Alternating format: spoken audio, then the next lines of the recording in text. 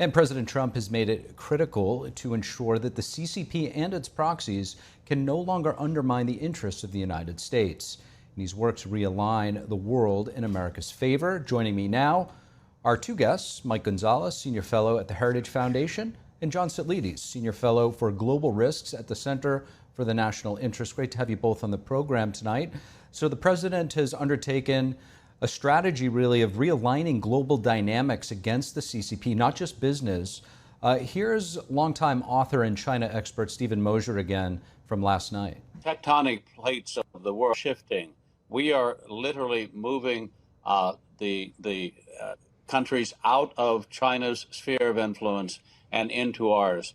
Think of Panama, China losing the control of the ports at both ends of the Panama Canal in the Pacific and the Atlantic. I think of Venezuela, where the oil is now not going to China, it's going to refineries in Texas and Louisiana, and the regime itself is cooperating with us. Mike, we'll start with you. We saw a pretty significant BRICS meeting, that alliance that was formed with the CCP and a few other countries, taking place while President Trump is in China, high-ranking Iranian officials attending that meeting. Brazil also currently has a president who's very sympathetic to China. How does the CCP use sort of different regimes that align with Marxist ideas in Latin America to subvert American interests? Yeah, well, first of all, let me say that was a fascinating report by Mariotsu. The footage that you showed of how the journalists were treated should be shown on every network. Look, China has been losing big time in Latin America. It lost Chile, it lost Argentina 3 years ago. It might lose Brazil this year, and it's lost Venezuela, the country with the largest known oil reserves in the world. It may soon lose Cuba, and so China is on a losing streak. In Peru, maybe next, as you know, China has a very large port near Lima. So China, this summit, and we still have one day left. Tomorrow, Trump and Xi are going to meet again. I hope they begin discussing at least two that were not, as far as I know, discussed today: Iran and Jimmy Lai. Jimmy Lai is a very important figure, the world's best known political prisoner who's been languishing in prison in Hong Kong for 5 years, a personal friend of mine, and I hope Trump brings his name up. I hope he does too. John, what do you say to Mike's last point there about bringing up these human rights issues in China, and speak to how President Trump has made a great effort to realign global politics, such as debilitating Chinese allies like the Venezuelan regime? Sure thing. Thank you, first of all, for having me, Steve, as always. On the ports issue and the oil issue, I think there are very important strides that are being made by the Trump administration. We need to be careful, though, that many of these have not yet been resolved in the favor of the U.S. For instance, Xi Jinping has ordered CK Hutchison, the Hong Kong company, to sue the Panamanian Supreme Court, which nullified the concessions for the ports at the Atlantic and Pacific mouths of the Panama Canal back in the late 1990s. And CK Hutchison is also forced to sue Maersk, which was given the concessions on one of the ports in the Panama Canal. In Venezuela, yes, we have Nicolas Maduro in a New York City jail, but we still have a number of the Maduro cronies in the government and, unfortunately, in the very corrupt oil industry of Venezuela. So that's an ongoing experiment. Directionally, it's very good because we did take out Maduro, but it's not settled yet. Mike brings up a very important point with the port, the Chanque port in Peru. We're looking to see what we can do with the Peruvian government in that direction. And what is also overlooked is that Cuba is very much in the Trump administration's targets right now.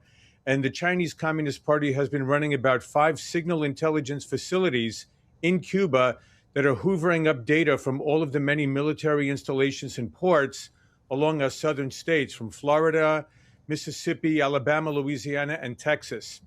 On the energy front, obviously, we're in a very difficult situation currently with Iran. We're moving again in a very directionally positive trajectory. I think in the long run, we are going to ultimately prevail, and that weakens China very much in terms of supporting this essential proxy in Iran to keep the U.S. distracted from pivoting and moving assets as necessary in the Indo-Pacific.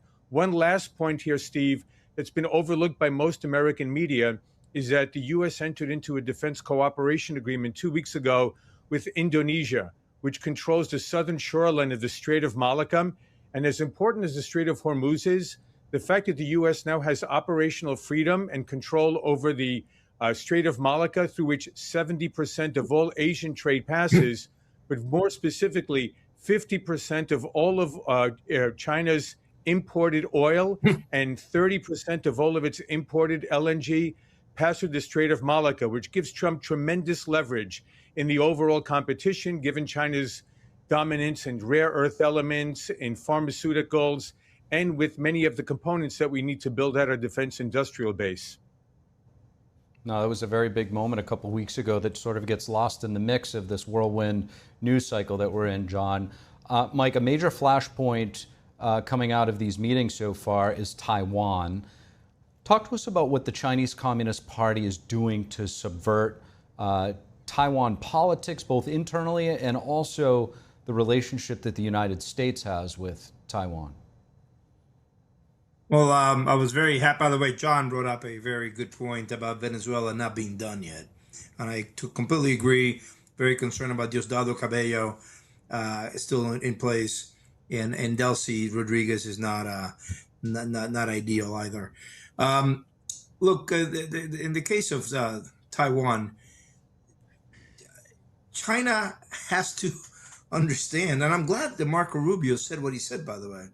And I think that just happened, right? The report you had on Marco Rubio saying, no, we're going to retain strategic ambiguity. I think that he just said that a few hours ago. Yeah, yes. So I'm very happy. And he must have done that with Trump's approval. Xi Jinping tells Trump, if you make a wrong move in Taiwan, there's going to be clashes. And Trump tells Marco, go back, get on camera and say, we're going to retain our strategic ambiguity, which is something that we've had since the very beginning, since Nixon. Taiwan is an independent country.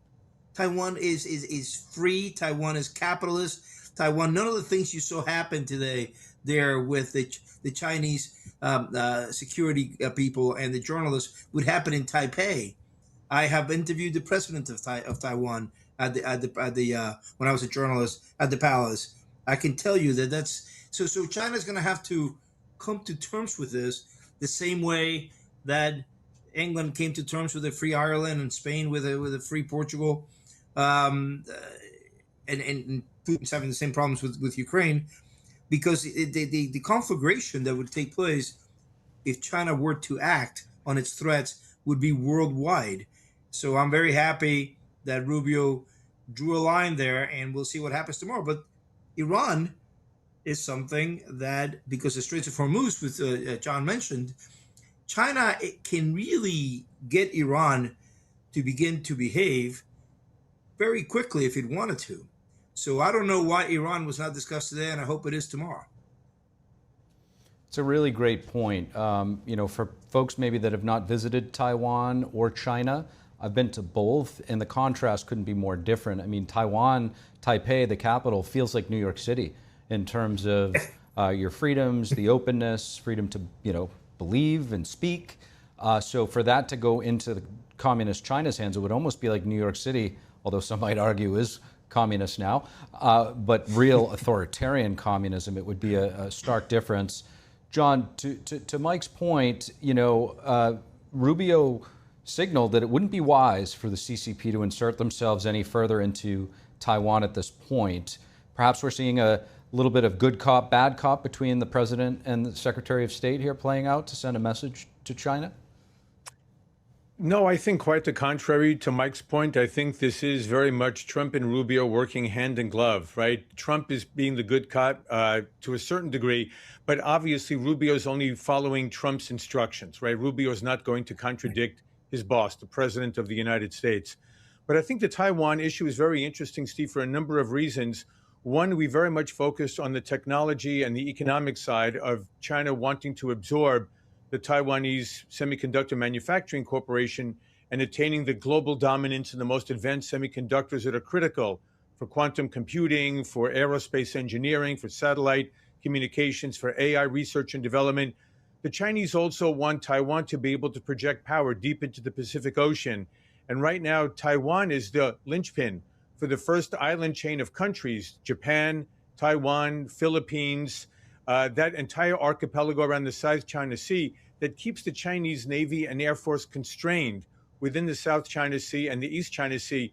But I think the point that the two of you just raised is maybe the single most important one that goes underreported in most American media, and that is that a free market, capitalist, freewheeling democracy that we see in Taiwan belies the Chinese Communist Party's proclamation that because China is such a vast and complex civilization dating back millennia, that only the Chinese Communist Party, using absolutist, Leninist, iron grip control over all levers of the Chinese economy, society, military, and government, can manage that complexity. And what Taiwan shows is that ethnic Chinese prosper, are free, are able to enjoy a spectacular quality of life and a far higher per capita GDP than their brothers and sisters in the People's Republic of China, who continue to languish and are persecuted under Chinese communist rule. Really an excellent point. Unfortunately, we have to leave it there. Mike Gonzalez, John Sitilides, greatly appreciate both of you.